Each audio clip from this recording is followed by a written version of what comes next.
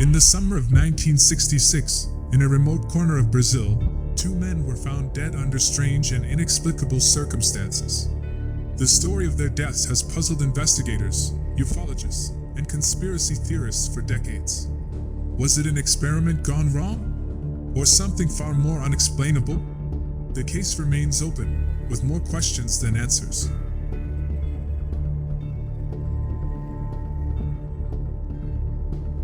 Miguel and Manuel were close friends living in Campos dos Goytacazes, a city in the state of Rio de Janeiro, Brazil.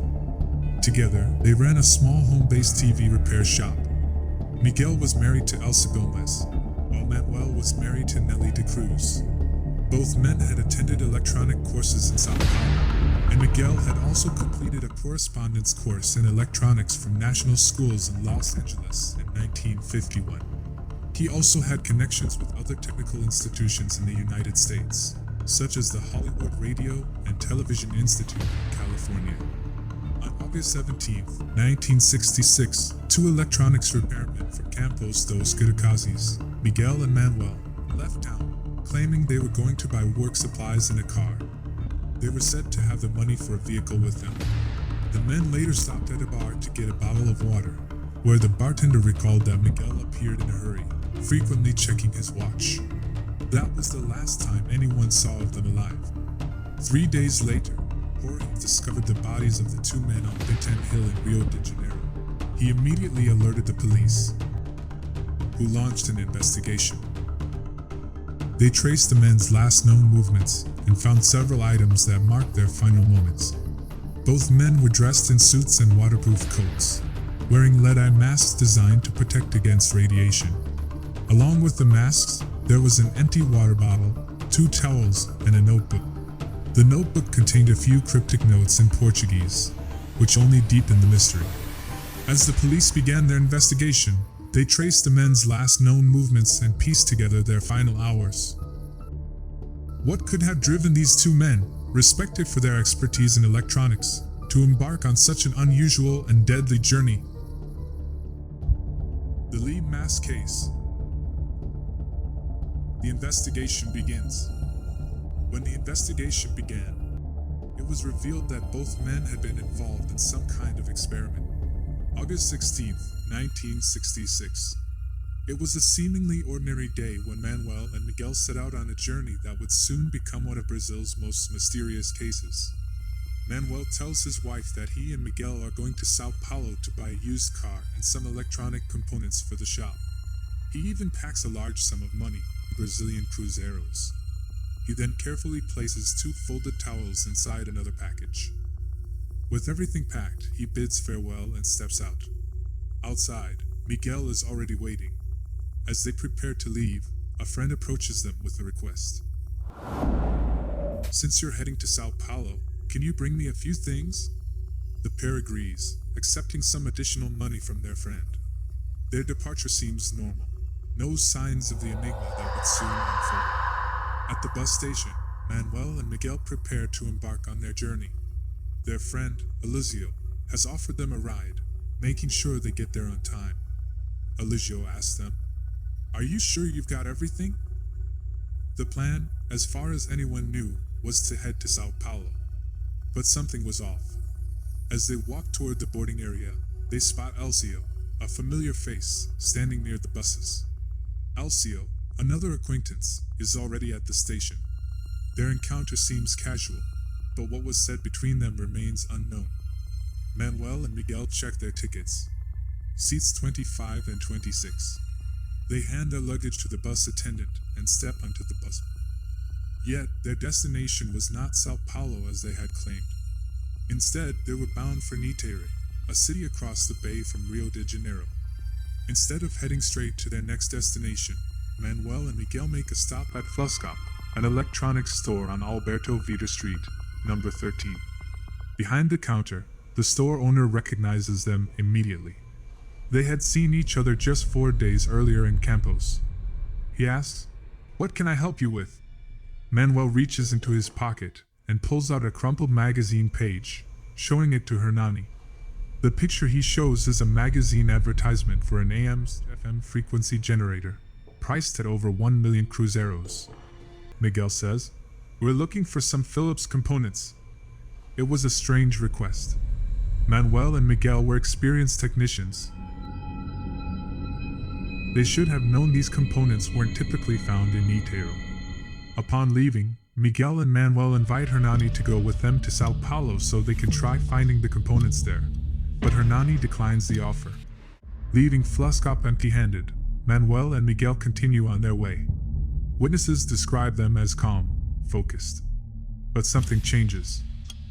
Not long after, they arrive at another shop, Casa Brasilia, a store specializing in plastics and rubber goods, where they purchase 2 raincoats for 9,400 Brazilian cruzeiro each. They seem to be in a hurry and, although it is raining outside, they do not wear the raincoats when they leave the store. The police makes the observation that, according to testimonies, both men appeared calm at Fluscop, but looked agitated while at Casa Brasilia, so they speculate Miguel and Manuel may have encountered someone in between. Miguel and Manuel stop at a bar, Bar São Jorge, located near Vintim Hill. There, they purchase a bottle of mineral water. Though in a hurry, they take the time to request and wait for a receipt, ensuring they can return the empty bottle later for a refund. After leaving the bar, they make their way toward Andrade Pinto Street. They reach the end of Andrade Pinto Street and follow one of the narrow trails leading up the hill. While hunting on top of Vintim Hill, a boy spots 2 men lying on the ground. Unsure if they are asleep or dead, he runs to nearby policeman Antonio, who dismisses his report. While retrieving a kite from a tree at the top of Vintim Hill, another boy spots the bodies. Later that afternoon, he reports it to the police, but due to bad weather and the late hour, they delay their response. Miguel, Manuel and their friend Elsa Gomes participate in an experiment on Atafona Beach, next to Campos. At 9 p.m., there is a huge explosion that produces a ball of fire that lights up the sky and is heard from 10 kilometers away. Witnesses reported feeling the ground tremble as the massive explosion rocked the area. Nearby homes suffered minor damage, and the panic quickly spread. Rumors began to circulate that a flying saucer had crashed into the ocean. One local man claimed to have seen a glowing ship in the distance, before it vanished without a trace. August 21, 1966. Police, firefighters, reporters, and civilians climb Vintim Hill to retrieve the bodies, a journey delayed over 2 hours by bad weather. At the very top of the hill, they find the bodies of Miguel and Manuel, dressed in identical formal suits and wearing raincoats. Blood is visible on their mouths, noses. Both men are easily identified by their personal documents. At the scene, police find several items: a nearly empty bottle of mineral water and its receipt, aluminum foil cups and a package with 2 towels, a wedding ring tied to reading glasses inside Miguel's jacket, a wristwatch and a folded and used handkerchief with embroidered initials, AMS, matches, cigarettes, and 2 unused bus tickets from Niterói to Campos, square pieces of cellophane with an unknown substance, a newspaper from August 17th, 2 crude lead masks, shaped like sunglasses but with no eye holes, 2 handwritten notes, one with electronic equations, the other containing a mysterious code.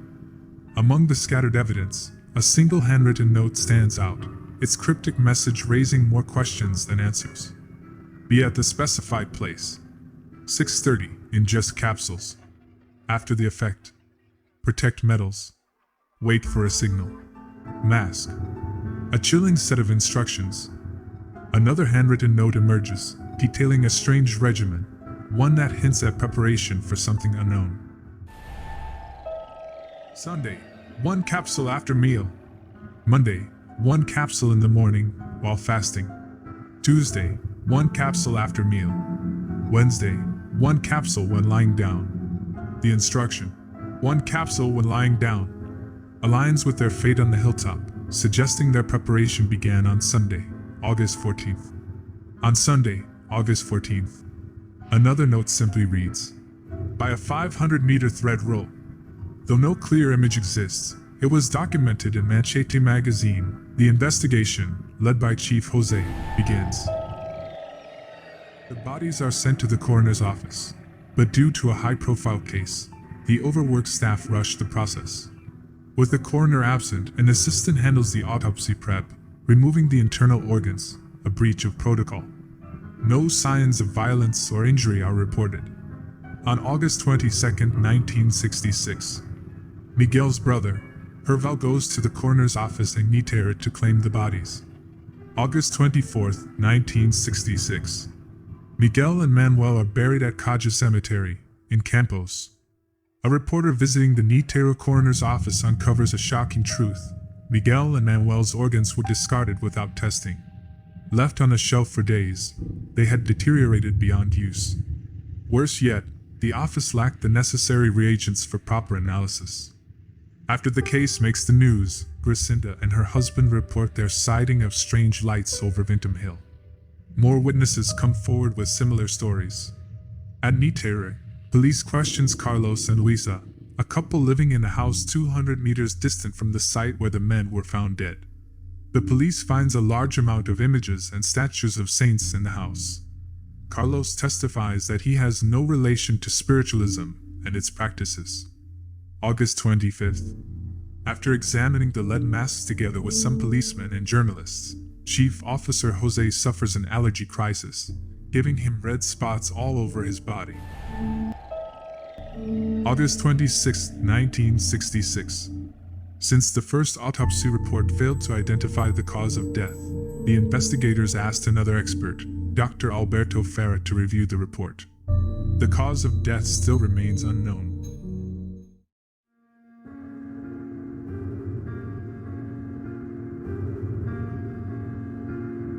On August 27, 1966, the federal police took control of the case, expanding the investigation across 4 states. At the same time, military intelligence agencies launched their own inquiry, probing a possible connection to an explosion at Atafona Beach months earlier.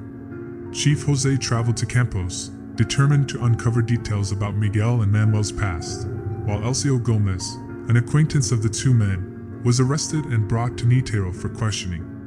Elsa had previously joined Miguel and Manuel in an experiment on Atafona Beach. During interrogation, Elsa revealed that the victims were deeply involved in studying the supernatural. According to him, they had a peculiar habit, ingesting homemade drugs and capsules, substances they believed would enhance their ability to communicate with the spirit world. On August 31, 1966, an unexpected turn of events unfolded. Without Elsa's knowledge, a lawyer filed a habeas corpus on his behalf, prompting the police to order his release.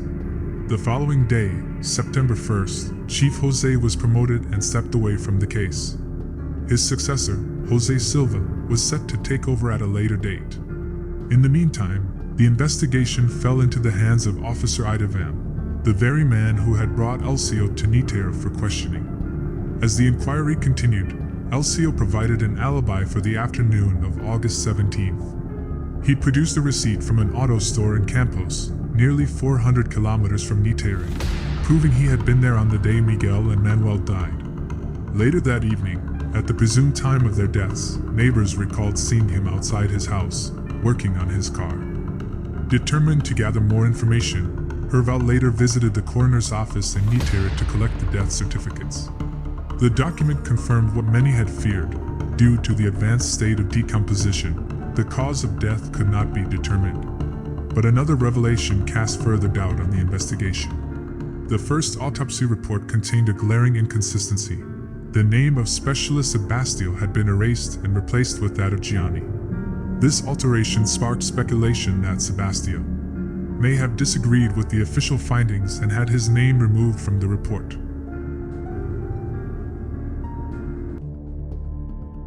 As the investigation deepened, Elsa provided a startling testimony. He claimed that Miguel and Manuel had masterminded the Atafona explosion, while he had merely been an observer. However, inconsistencies soon emerged. At first, Elsa stated that they had traveled in Miguel's car, but later, he changed his story, insisting they had used his own vehicle because Miguel's was out of service. Then came a contradiction. Valder, a colleague of Miguel and Manuel, painted a different picture. According to Valder, It was Elcio who had invited them to witness a supernatural event at Atafona, offering few details about what they were about to see. That night, they drove 40 kilometers in under an hour. Upon arrival, Elcio went ahead while the others waited. Just 10 minutes later, he returned in a state of panic. At that moment, a massive red-purple light descended over the water. Something about it terrified Elcio. He hurried them into the car as if sensing imminent danger. Valder recalled a strong sulfuric smell lingering in the air, but notably, he heard no explosion. As the investigation unfolded, Valder revealed yet another layer to the mystery.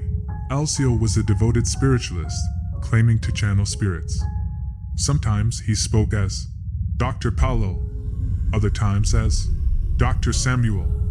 His influence over Miguel and Manuel was undeniable. They often turned to him for spiritual guidance, trusting his words without question. Miguel, who suffered from asthma, and Manuel, plagued by chronic diarrhea, relied on Elcio's advice, believing he held the key to their well-being, both physical and spiritual. The four men, Miguel, Manuel, Valder, and Elcio, regularly gathered at Miguel's shop for lengthy spiritual sessions. While Miguel and Elcio were passionate believers, Manuel remained skeptical.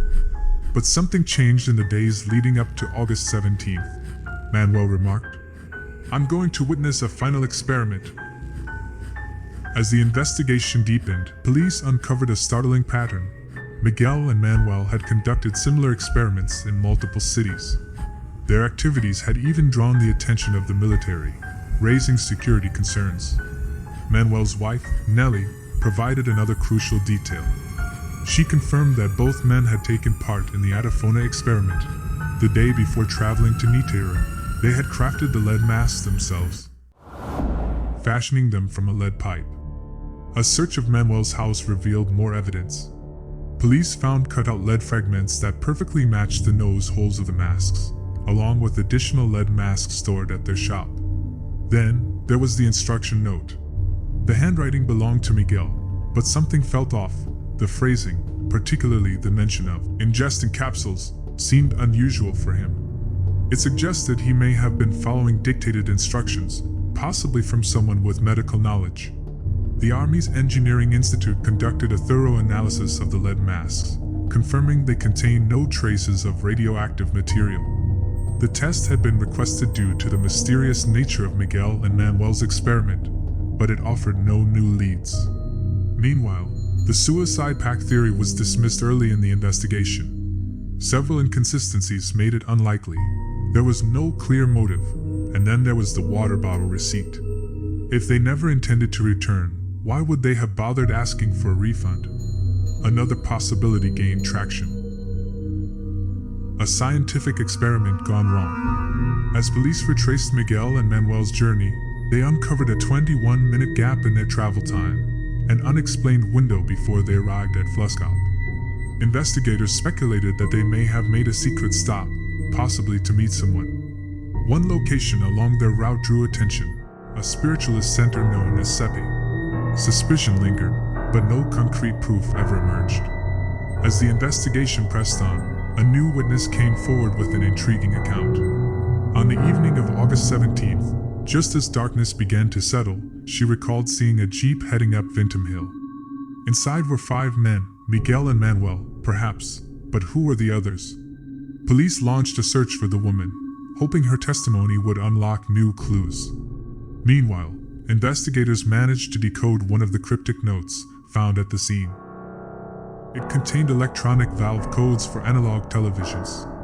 When confronted, Elcio admitted he had requested the parts, confirming their technical nature, but offering little explanation beyond that. Then came another dead end.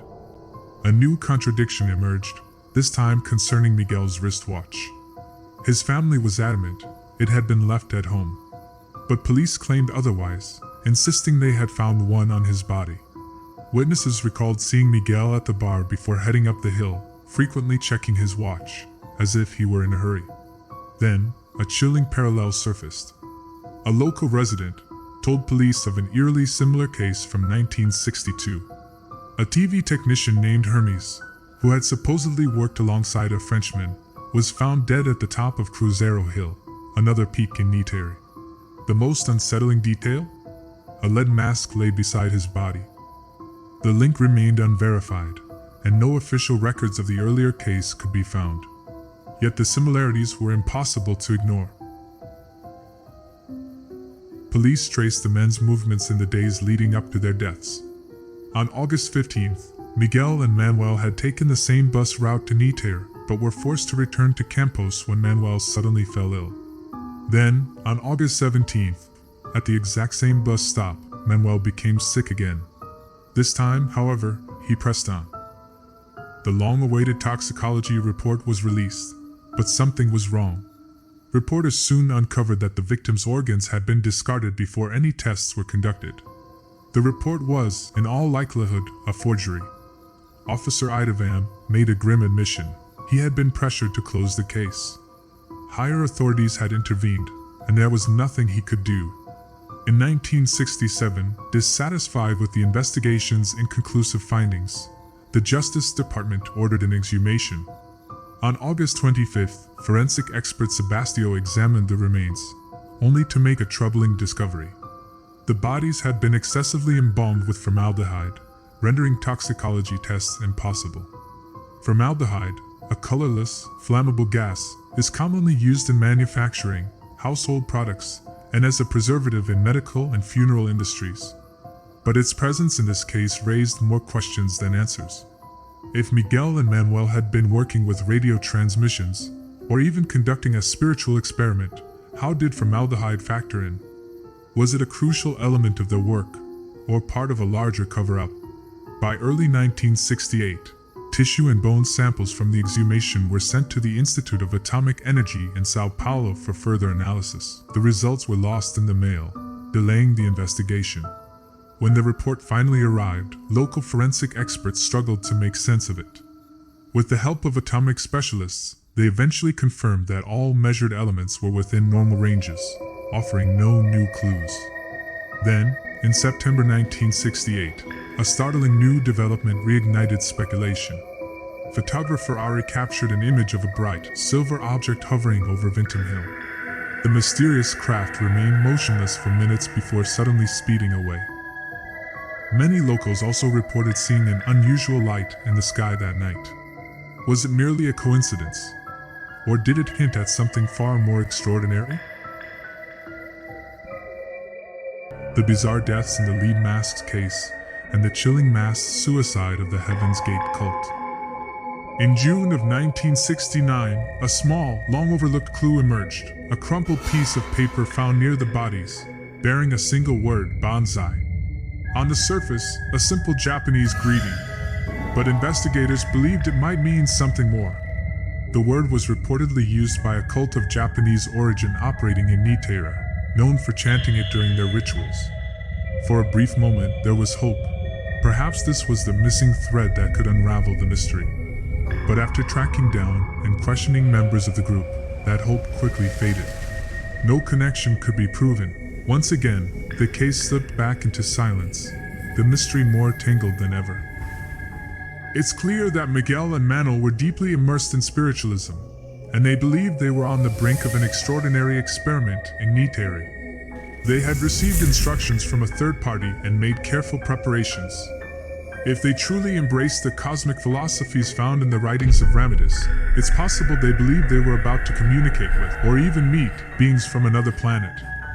But what they didn't foresee was that something would go terribly wrong. Every mystery has its elusive figure, and in this case, that role belongs to Elcio, the spiritualist friend. Elcio seemed to know far more than he admitted. While he may not have directly caused their deaths, it's likely his influence guided Miguel and Manuel to that fateful moment on Vinton Hill.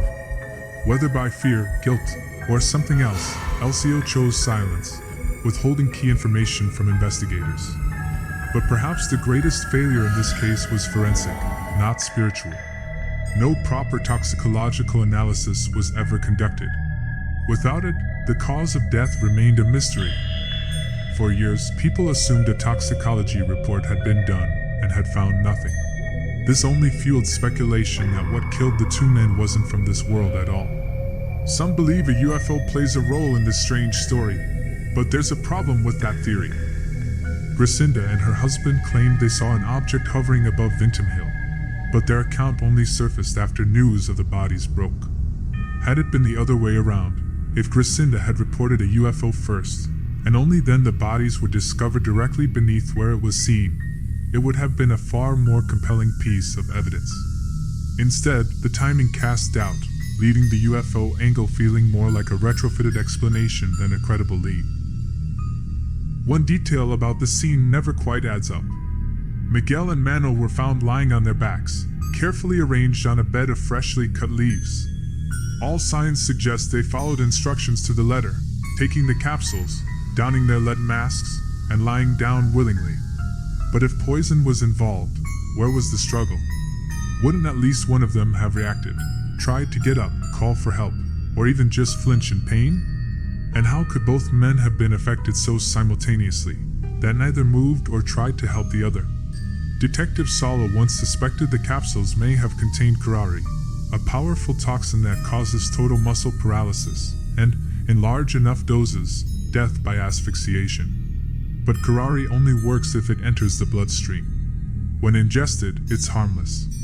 In 2007, journalist Mario interviewed Salo, but still haunted by the case. Salo revealed he had uncovered a key clue, something he believed could finally prove the poisoning theory once and for all. It was a revelation meant to be published in Mario's new book, a deep dive into the lead mask's mystery, with Salo's full collaboration. But as with so many threads in this case, the trail went quiet. The book never came out, and the secret Salo hinted at was never revealed. But the book was never published. Salo passed away in 2018, and Mario followed just 3 years later, taking whatever final insights they had to the grave. The mystery remained unresolved. By 2004, the TV documentary Linha Dorida uncovered a grim truth. The case could no longer be reopened. The official police files were missing. Most likely, they had been destroyed, standard procedure for archived cases left inactive for more than a decade. It was a devastating loss. Nearly 4,000 pages of evidence, police reports, eyewitness testimonies, lab results, photographs, sketches, and even the original handwritten notes found with Miguel and Manuel were all gone. Even the lead masks themselves had disappeared. What remained was no longer a case, but a legend, shrouded in rumor, half-truths, and unanswered questions. In his final report, Police Chief Eidhoven offered a sobering conclusion to the case. He wrote, "Based on the investigations conducted, we conclude that the deaths of both individuals were the result of an attempt to carry out experiments aimed at proving the existence of the soul, perhaps through telepathic communication or other practices rooted in parapsychology. These experiments likely involved inducing a state of semi or total unconsciousness, brought on by the ingestion of chemical substances, capsules, whose composition could not be identified in the examination. It was a rare moment of clarity in a case defined by confusion. But even this official statement left more questions than answers, and a mystery still suspended between science and the supernatural." The lead mask case bears striking similarities to a darker chapter in UFO lore, the mass suicide of the Heaven's Gate cult. It began with an anonymous tip. Police arrived at a sprawling mansion in San Diego, California, and walked into a chilling scene. Inside, they discovered 39 bodies, 21 women and 18 men, all dressed identically in dark clothing and Nike sneakers. There were no signs of blood, no visible trauma, only stillness. These were the members of Heaven's Gate, a religious cult whose beliefs would soon shock the world. The group's doctrines centered on the idea that their physical bodies were mere containers, and that through death, they could ascend to an alien spacecraft hidden behind the Hale-Bopp comet. The cult was led by Marshall Applewhite, a former music professor. After surviving a near-death experience in 1972, Applewhite met a nurse who brought him into the fold. Together, they founded a movement.